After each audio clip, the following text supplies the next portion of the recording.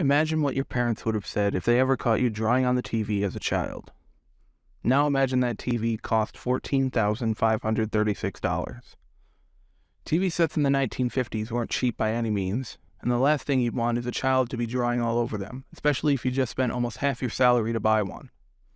But that's exactly the situation many families would find themselves in when a groundbreaking show started airing with an emphasis on audience participation. A show which encouraged kids to draw on the television screen. A show known as Winky, Dink, and You. Winky, Dink, and you, Winky, Dink, and me always have a lot of fun together. Winky, Dink, and you, Winky, Dink, and me, we are pals in fair or stormy weather. Winky, Dink, and You was aired on Saturday mornings on CBS from 1953 to 1957. It was hosted by Jack Barry, who would later go on to be involved in the game show scandal of the same decade. The show was focused on a cartoon character named Winky Dink and his dog Woofer, the former of which was voiced by Mae Questel, who had also done the voices of both Betty Boop and Olive Oyl from Popeye.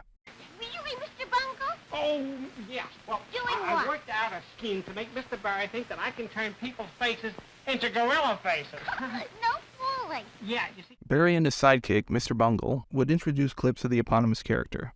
Mr. Bungle was played by Dayton Allen, who would go on to perform many of the puppet characters on Howdy Doody, as well as many Terrytoons characters, such as Deputy Dog. Winky, Dink, and You had a revolutionary gimmick to its premise, a special kit that you would send away for that would allow you to interact with the show. The kit contained crayons, a wiping cloth, and a piece of vinyl plastic which you would stick to the screen with static electricity. At various points during the shorts, Winky Dink would encounter a problem that could be solved by drawing whatever it is he might need on the plastic screen. There were also scenes which bore to secret messages, in which a kid would trace certain parts of some letters, and then a second image would provide the rest of the message. Another use of the screen was to draw features onto characters which host Jack Barry would interact with outside of the animated shorts.